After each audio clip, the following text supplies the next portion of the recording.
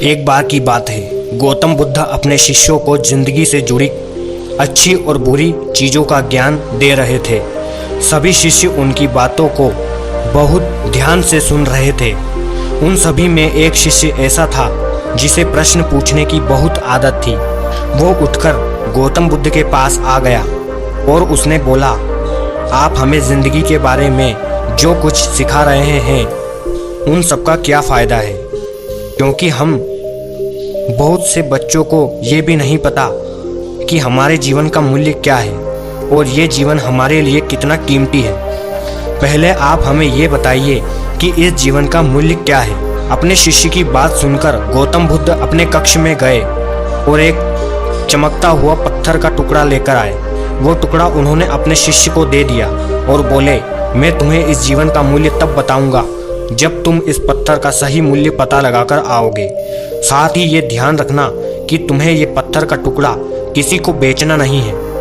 गौतम बुद्ध की बात मानकर वो शिष्य बाजार की तरफ चला गया। बाजार में सबसे पहले उसकी नज़र एक फल बेचने वाले पर पड़ी और उसने वो पत्थर उस फल वाले को दिखाया और बोला, इस पत्थर के बदले आप मुझे क्या फल दे सकते हो। फल वाला बोला, ये पत्थर कुछ खास तो नहीं है, लेकिन फिर भी इसके बदले मैं तुम्हें 10 केले दे सकता हूँ। वो शिष्य उस पत्थर को लेकर आगे चला गया।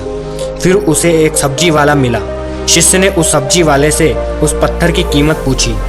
सब्जी वाले ने उस पत्थर को ध्यान से देखा और बोला, इस पत्थर की कीमत के बदले मैं तुम्हें ज़्यादा से ज़्यादा एक बोरी भरकर सब्जियां दे सकता हूँ। इसके बाद वो शिष्य उस पत्थर को लेकर एक सोने के व्यापारी के पास पहुँच गया। उस पत्थर की टुकड़ी की चमक देखते ही उस सुनार ने उसकी कीमत 100 सोने के सिक्के लगाई। शिष्य ने वो टुकड़ा बेचने से मना किया तो वो सुनार उसके बदले 200 सोने के सिक्के देने को भी राजी हो गया, लेकिन शिष्य ने वो पत्थर नहीं बेचा। इसके बाद वो शिष्य एक हीरे के व्यापारी के पास पहुंच गया।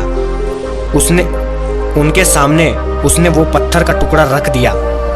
उस पत्थर को देखते ही हीरो के व्यापारी ने एक साफ कपड़ा बिछाया, उस पत्थर को उसके ऊपर रखा, फिर उसकी परिक्रमा की और हाथ जोड़कर उस पत्थर को कपड़े में लपेटते हुए वो बोला, तुम जिसे मामूली पत्थर समझकर उसकी कीमत पूछ रहे हो, असल में ये एक बेशकीमती रूबी है। ऐसा रूबी हर किसी को नहीं मिलता है। मैं अगर अपना सब कुछ बेच भी दूं तो भी इसकी कीमत नहीं चुका सकता। उस व्यापारी की बातें सुनकर वो शिष्य हैरान हो गया। वो दौड़ा दौड़ा सीधा बुद्ध के पास आया और उन्हें उससे जो भी कुछ बाजार में हुआ वो सब कुछ गौतम बुद्ध को उसने बताया।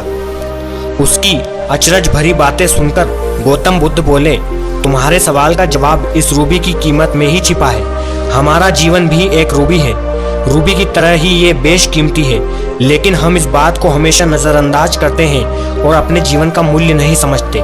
हम दूसरों को देखकर उनके जैसा जीवन जीने की कोशिश करते हैं और अपने जीवन की कीमत को कम कर देते हैं। हम ये सोचते हैं कि हमारी ज़िंदगी की कीमत वही है जो दूसरे हमें बताते हैं, लेकिन ये बात हमेशा ध्यान रखना कि सामने वाला अपनी हैसियत, बुद्धि और अपनी समझ के हिसाब से तुम्हारी कीमत लगाता है। जिंदगी सिर्फ एक बार मिलती है, इसलिए इसको बर्बाद ना करें।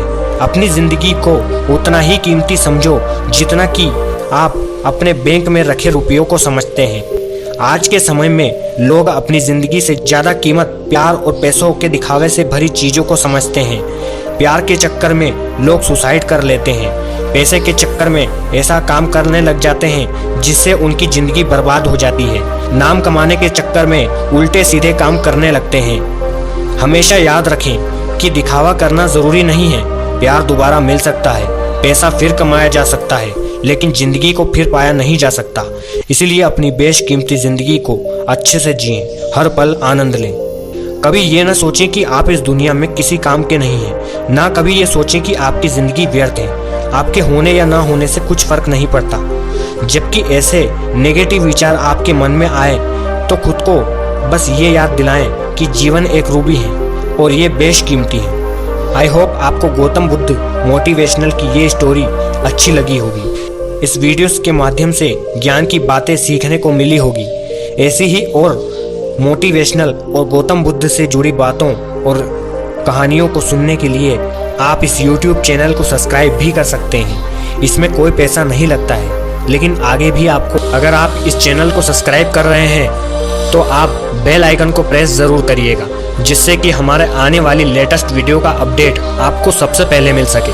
कमेंट में अपना नाम ज़रूर से बताइएगा।